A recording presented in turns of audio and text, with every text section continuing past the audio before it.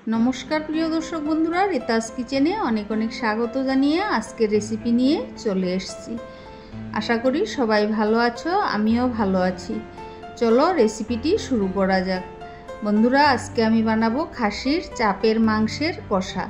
देखो बंधुरा मांसगुलो कत सुंदर एकदम तेल लेगे लेगे आछे मांसेर गाये।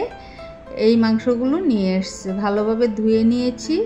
তারপর আদা রসুন কাঁচা লঙ্কা পেঁয়াজের পেস্টটা দিয়ে দিলাম। দিয়ে দিচ্ছি হলুদ গুঁড়ো 1 টিস্পুন। এখানে হাফ কেজি মাংস আছে, তার জন্য 1 টিস্পুন অল্প বেশি হলুদ গুঁড়ো দিয়েছি। স্বাদ মতো নুন দিয়েছি। দিয়েছি টক দই। এবার হাতের সাহায্যে ভালোভাবে ম্যারিনেট করে 1 ঘন্টার মতো রেখে দেব। দিয়ে দিয়েছিলাম কাঁচা সরিষার তেল। ভালোভাবে ম্যারিনেট করার পর 1 ঘন্টা পর ফিরে এসেছি। এবারে কড়াই চাপিয়ে দিলাম। কড়াইতে দিয়ে দিচ্ছি সরিষার তেল 3 টেবিল স্পুনের মতো। তেলটা গরম হয়ে আসছে। এবার গরম মশলা ফোড়নে দিয়েছি 1 চিমটি গোটা জিরে। আমার গোটা জিরেটা না দিলে ভালো লাগে না, তোমরা চাইলে স্কিপ করতে পারো। এবার দিয়ে দিচ্ছি কুচিয়ে রাখা পেঁয়াজ।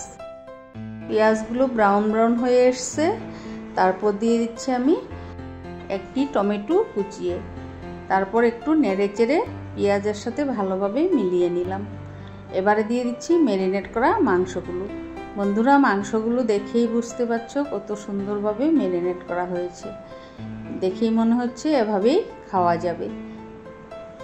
এবার একটু নেড়ে চেড়ে প্রায় হাফ আওয়ারের মতো কষিয়ে নেব। বন্ধুরা একবার কালারটা দেখো, শুধু কত সুন্দর কালার চলে এসছে। এবার ভাত বেড়ে নিলাম। দিয়ে দিচ্ছি পেঁয়াজ টুকরো করে, দিয়ে দিচ্ছি 1 টুকরো লেবু। গরম গরম ভাত দিয়ে এরকমভাবে মাংস কষা দিয়ে খেতে দারুণ লাগে। বন্ধুরা রেসিপিটি ভালো লাগলে লাইক কমেন্ট এবং সাবস্ক্রাইব করে আমার পাশে থাকার অনুরোধ রইল।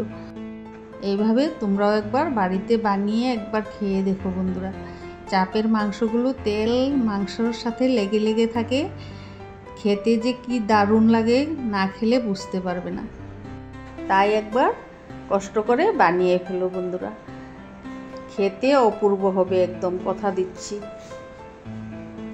ভাত বেড়ে নিলাম। নামানোর আগে আমি মাংসটাতে সামান্য গোলমরিচ গুঁড়ো, সামান্য গরম মশলা এবং 1 টিস্পুন ঘি দিয়ে নামিয়ে নিয়েছিলাম। এইভাবে তোমরাও বাড়িতে বানিও। এই ধরনের নিত্য নতুন রেসিপি পেতে হলে আমার চ্যানেলটাকে অবশ্যই সাবস্ক্রাইব করে পাশে থাকা বেল আইকনটি ক্লিক করে দেবে, যাতে নোটিফিকেশনগুলো সবার আগে তোমার মোবাইলে চলে আসে। বন্ধুরা একটি ভিডিও বানাতে অনেক কষ্ট হয়, তাই একটু সাপোর্ট করে আমার পাশে থেকো। আমাকে একটু লাইক কমেন্ট এবং শেয়ার করে বন্ধুদেরকে পাঠিও। এইভাবেই আমার ভিডিও বানাতে উৎসাহিত করো। ফিরে আসবো নতুন নতুন রেসিপি নিয়ে। সবাই ভালো থেকো, সুস্থ থেকো, আমাকে অনেক অনেক সাপোর্ট করো বন্ধুরা। ফিরে আসবো নতুন রেসিপির সাথে। ধন্যবাদ।